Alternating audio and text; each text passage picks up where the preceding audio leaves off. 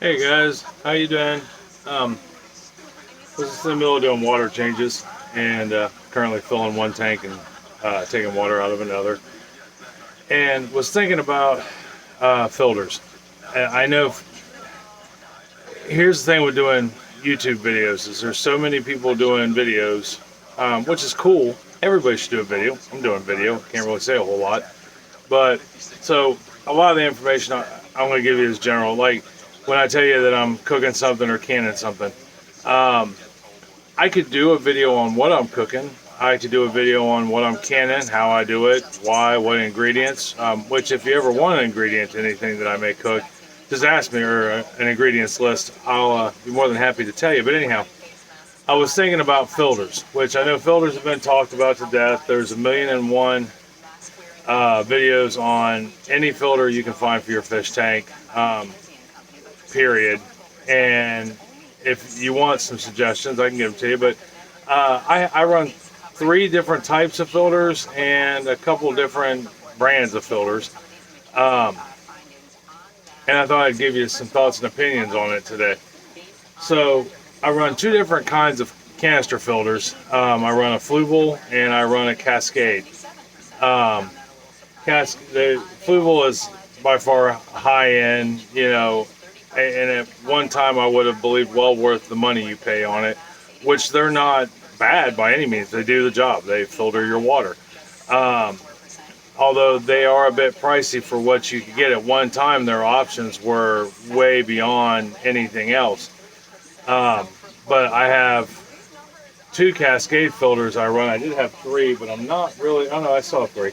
Um, and I had two Fluvals at one time. I've even had an FX6. Right now, I'm running a 306 on the upstairs tank. Um, and it does its job very well. But like I said, they are rather pricey, where my Cascades cost a third of the price as a canister filter, which they're right. There's one of them right there. Um, and they run my tanks just fine also.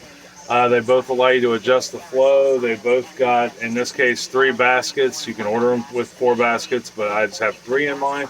Both my Fluval and my Cascades, and they both work great.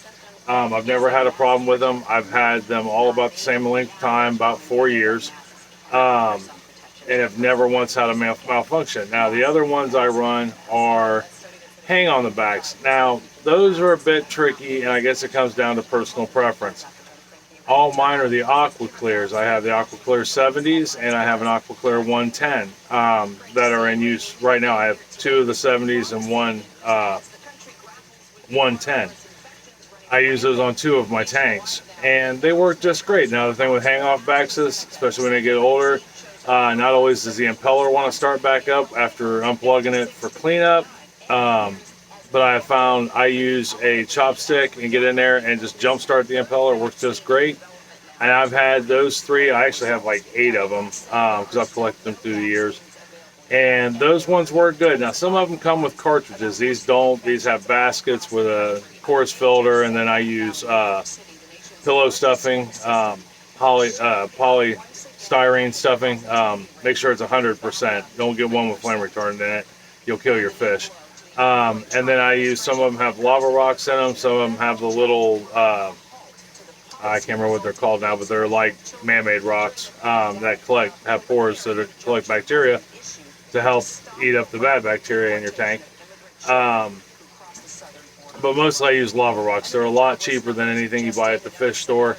Um, Pillow stuffing is cheaper than the fine stuff that you buy at the fish store.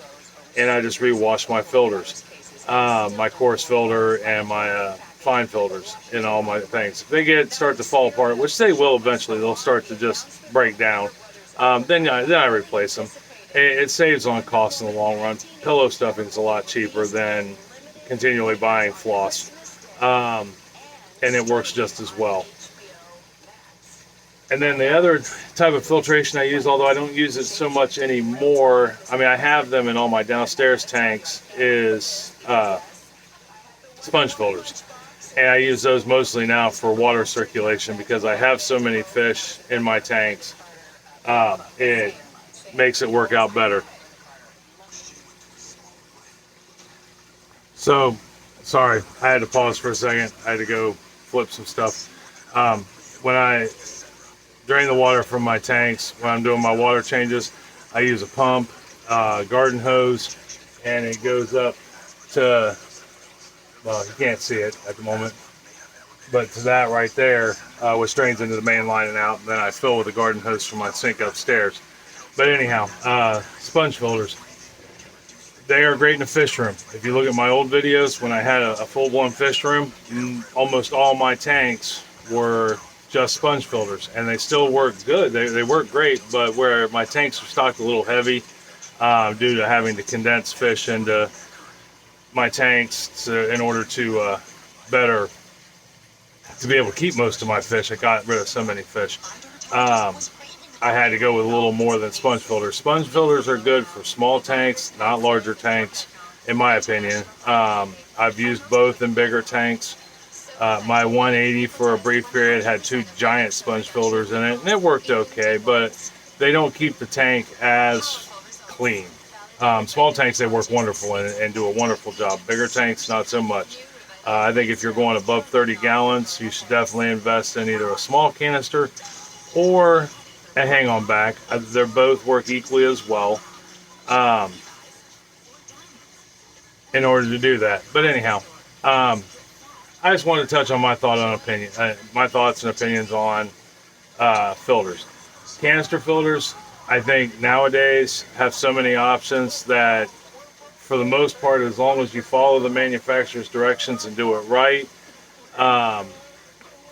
it doesn't matter which brand you get. I think we've owned every brand at one time or another, including the Sun filters that are really cheap, but they work very well. The one I had still in use in somebody else's home. They do good, and they all seem to run fairly quiet, and everybody makes a lot of noise. Hang off the backs can be a little noisy at times, but for the most part, get what you can afford, especially if you're new to the hobby. It may not even be something that you want to pursue past one tank, and I don't know if I would put a ton of money into it. Space is another issue. If you don't have the room to have a hang off the back, you may have to go with the canister filter, or if your tank's small enough, you may go with a sponge filter. It's hard to say. The choices are endless, but see what works for you. Don't go buy high end right off the bat at any rate. It may not be something that you would do forever. You may not be successful at it, whatever. So you want to, sorry, I'm watching my tanks. I got to make sure I don't overflow a tank. But anyhow, think before you do. What works best for you? If you're going with a bigger tank, 40 gallon up, canister may be way to go. Also think about what kind of stock are you going to have in there. Not all fish like hard flow, even though most of these canister filters you can adjust the flow to. But just remember, when you adjust the flow, you also adjust the amount of water coming out of the tank and going back into the tank, and it may not filter quite as fast. But like my goldfish, they don't like a heavy flow. They prefer a slow flow. For most of my cichlids, my catfish, they prefer a harder flow. They like that motion of the water.